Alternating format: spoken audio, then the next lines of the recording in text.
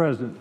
Senator from Tennessee. I ask consent that the Senator from North Carolina and I be allowed to engage in colloquy for 20 minutes, and following that, Senator from Iowa will be recognized. Without objection. Thank you. Mr. President, the Senator from North Carolina and I were both involved in intercollegiate athletics. He was a scholarship athlete at Wake Forest University, and I was a non-scholarship track person at Vanderbilt University several years before that. We're here today to make a few comments on the recent ruling by a regional director of the National Labor Relations Board that defines student athletes as employees of the university. It affects only private universities, not the University of Tennessee, but it would affect Wake Forest, where the Senator from North Carolina was an outstanding football player, and would affect Vanderbilt, where I attended. And I guess our message to the NCAA and intercollegiate athletics is, we hope that they will understand that the opinion of one regional director of the National Labor Relations Board is not the opinion of the entire federal government. That's the message I would like to deliver. And I would refer back, and then I'll go to the Senator from North Carolina. 25 years ago, when I was president of the University of Tennessee, I was asked to serve on the Knight Commission on Intercollegiate Athletics. It was headed by the president of North Carolina, Bill Friday, and the head of Notre Dame, Father Hesper. Pretty distinguished group of individuals from around the country to take a look at intercollegiate athletics. And the major conclusion they came to was that presidents need to assert more institutional control over athletics. But here's something that this group of university presidents and others emphasize. They said, we reject the argument that the only realistic solution to the problem of intercollegiate athletics, and there have always been some, is to drop the student-athlete concept, put athletes on the payroll, and reduce or even eliminate their responsibility as students. Such a scheme has nothing to do with education, the purpose for which colleges and universities exist. Scholarship athletes are already paid in the most meaningful way possible with a free education. The idea of intercollegiate athletics is that the teams represent their institutions as true members of the student body, not hired hands.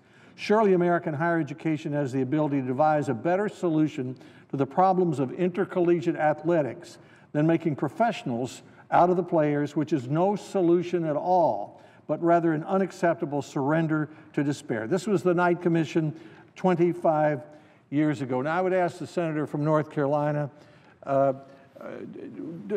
you not think, Senator Burr, that while there may be some issues with intercollegiate athletics, and we can talk about what some of those are, that unionization of intercollegiate athletics is not the solution to the problem?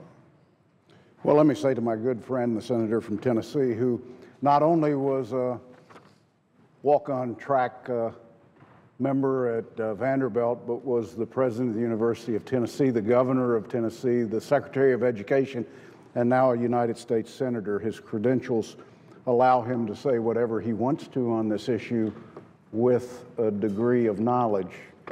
That it was Teddy Roosevelt who identified the challenges of college football, and through his attempt to get Harvard and Yale and a couple of other universities to address the risk, the NCAA was created.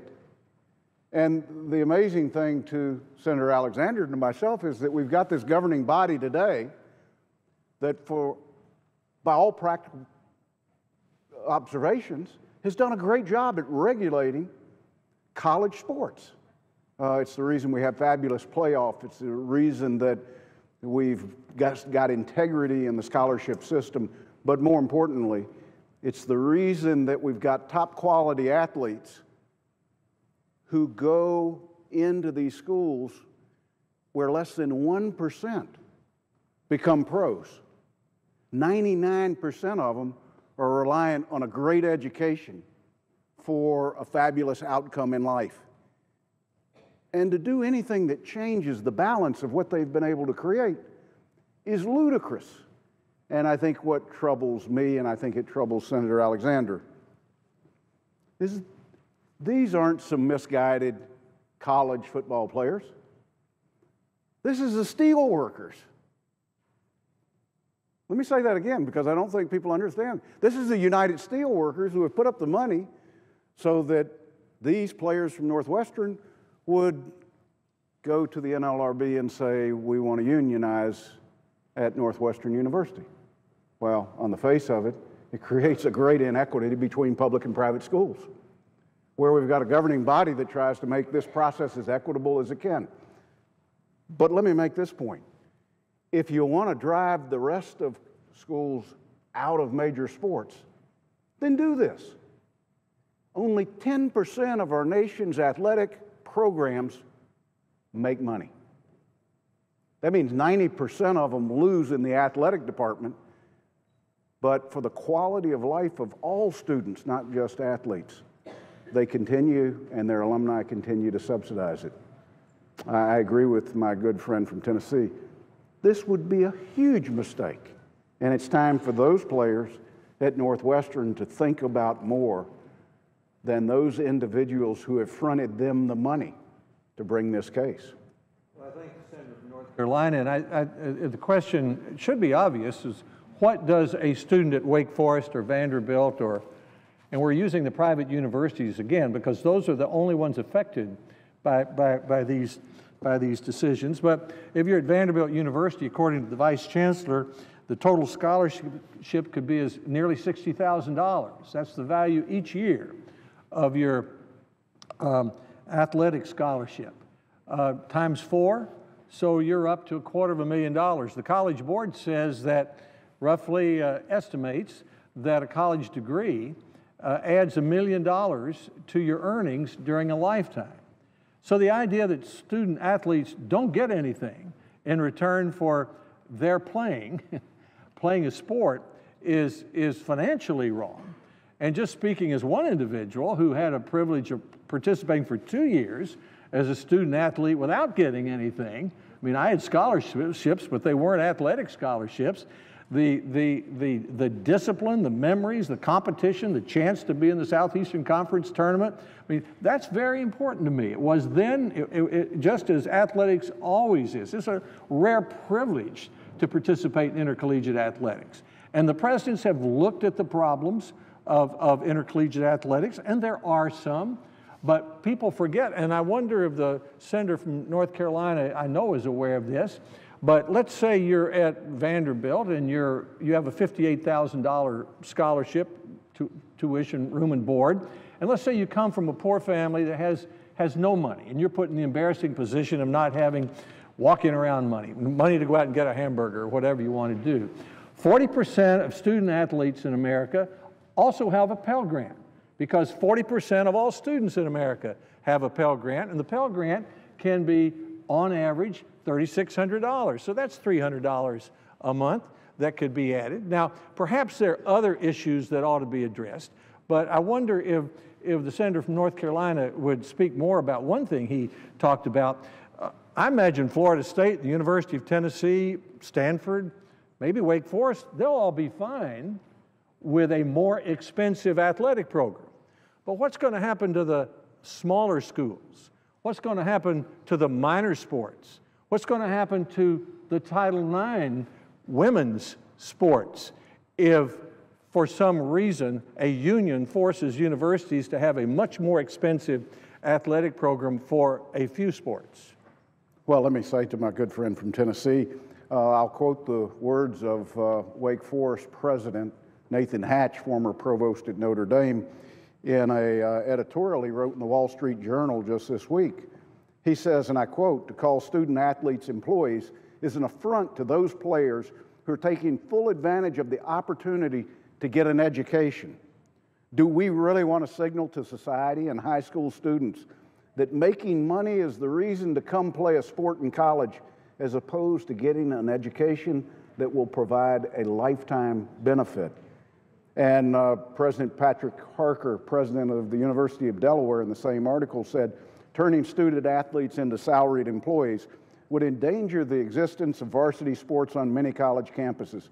Only about 10% of Division I college sports programs turn a profit, and most of them, like ours, $28 million worth of athletic program at the University of Delaware lose money. Changing scholarship dollars into salary would almost certainly increase the amount of schools that have to drop sports, since earnings, the amount of schools have to spend on sports, since the earnings are taxed and scholarships are not. In order just to match the value of a scholarship, the university would have to spend more. And at Wake Forest, let me say, today, a scholarship is worth $45,600 in tuition and fees, $15,152 in room and board, $1,100 in books, and I'll say to my good friend from Tennessee, I'm not sure if there's still $15 of laundry money a month that exists under a scholarship. That's what it was when I was there. I dare say I hope it's more than that today, because I don't think you could do laundry for $15 a month. Well, I thank the senator. I wonder if I could ask the senator to reflect a little bit on some of the practical consequences of a student athlete suddenly finding himself thought of as an employee of the university. I wonder, for example, would the employee of the university, the quarterback or whatever position he plays, have to pay taxes on his income? I would think so.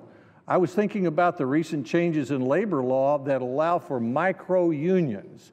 Almost any little group can petition the National Labor Relations Board under the Obama administration's views to become a union. I wonder if quarterbacks would become a micro-union and they would say, we're more important. Look at the NFL, they get paid a lot more. We want a bigger scholarship than others. I wondered about, five-star recruits. Let's say there's a terrific defensive back, like I'm sure Senator Burr was when he was in high school, and he has 5 stars from all the recruiting services. Would the private schools who are unionized go out and compete to see who could pay the highest salary to the 5-star recruits, a lot less to the walk-on, maybe less for a 3-star? What are the practical consequences of a student athlete suddenly finding himself defined as an employee of the university under the National Labor Relations Act? Well, let me say to my good friend, as one that remembers August practices in the South, hottest time of the year, 3 practices a day, the first thing that I would bargain out for all players is that I would have to get my ankles taped at 4:30 in the morning, that I'd have to go all day and most of the night, and that I couldn't take that tape off till 8:30 after 3 practices. I'd negotiate away the smell of dead grass in August, a memory that every college football player, matter of fact, every football player has, of that dead summer practice in hot weather. And I plead with those who play today, do you really believe that you can form a team if in fact you've got individuals that negotiate individual things for themselves? If quarterbacks negotiate, they can't be hit, how good is the club, but where is the team? If individuals find that it's advantageous to them because they're stars and they can negotiate it, where have we lost the sense of team sports? The senator from Tennessee mentioned this to begin with. College sports is a lot about the experience. It builds character, builds integrity, it builds drive, it builds resilience. It's not the only thing in life that does it, but to me, for many individuals, for many young men and women, this is the most effective way for them to become leaders. I might say that it's very much the style of our training in the military. As we raise those young officers, they go through a very regimented thing. Imagine what it would be like if we allowed the military to collectively bargain. Well, let me tell you, none of us would feel safe at night because we don't exactly know what they had gone through. Today, we feel safe because we know they've all gone through the same thing. Mr. President, I think our time is coming toward a close, but we have about 5 minutes left, and then we'll look forward to the comments of the senator from Iowa, and we thank him for his courtesy and allow us to go go ahead. But the point of, I guess the message, and I particularly enjoy hearing the Senator from North, I guess the message today is really directed two directions. One is to the NCAA, which is to say, don't think that the attitude of one regional director of the National Labor Relations Board reflects the view of the United States government. It does not. It does not. And the other is to the student athletes. I mean, think about the value of the opportunity you have. I mean, here are two former student athletes of varying talent who benefited enormously from that. There are many others who would say the same. The university doesn't owe us anything. I mean, we owe the university, at least that's the way I feel about it, for the privilege of competing, for the privilege of attending. If I had had a scholarship, that would have been even better, but just the privilege of participating. And to the NCAA and the members of the NCAA. The NCAA has talked about issues like, should we provide more expense money for athletes? I mentioned earlier that 40% of them have Pell Grants, which can go up to $5,600 a year in addition to their $55,000 or $60,000 of football scholarships. So think about that. And that was considered by the NCAA and voted down because the small schools said it will hurt us. Many of the programs with women's programs says we'll have to drop women's programs. So this is more complicated than it would seem at first. What about health care? Of course, a student athlete can be covered by his parents' health care, and under the Affordable Care Act, I'm sure many on the other side would be quick to say would always be able to be insured for any sort of pre-existing condition. But these are issues that can be properly looked at by the NCAA. Unionization, in my opinion, would destroy intercollegiate athletics as we know it. And I think we should look back to the opinion of the Knight Commission headed by Bill Friday of North Carolina and Ted Hesburgh of Notre Dame, and reaffirm that the student athlete is not a professional, not a hired hand. He or she is a student, 1% of the undergraduates in this country. There may be problems to solve, but the universities and the NCAA can address those problems, and unionization is not the way to do it. I just wanted to address one last thing, and that's the claim that this case was all about health care. And the senator from Tennessee has pointed out, well, the options that we have today. But let me speak from a firsthand experience. A college athlete, 4 operations, 2 knees, an elbow, a finger. Probably the only record I'll hold at Wake Forest is the total number of inches of scars on my body. And because of modern medicine, that record won't be broken because they don't do surgery that way anymore. But I think it's best summed up by our current Secretary of Education, Arne Duncan, when he said this, and I quote, "When sports are done right, when priorities are in order, there's no better place to teach invaluable life lessons than on a playing field or court. Discipline, selflessness, resilience, passion, courage, those are all on display in the NCAA. Why would we do anything to risk that? And not only do I believe this is risky, I think just a consideration of it is enough to make us, or should make us, reject this quickly, not embrace it." I thank my colleague from Tennessee. And I thank my colleague from North Carolina. I thank the senator from Iowa for his courtesy in allowing us to go ahead, and I ask consent that an extension of my remarks be included in the record following our colloquy. Without objection. Mr. President.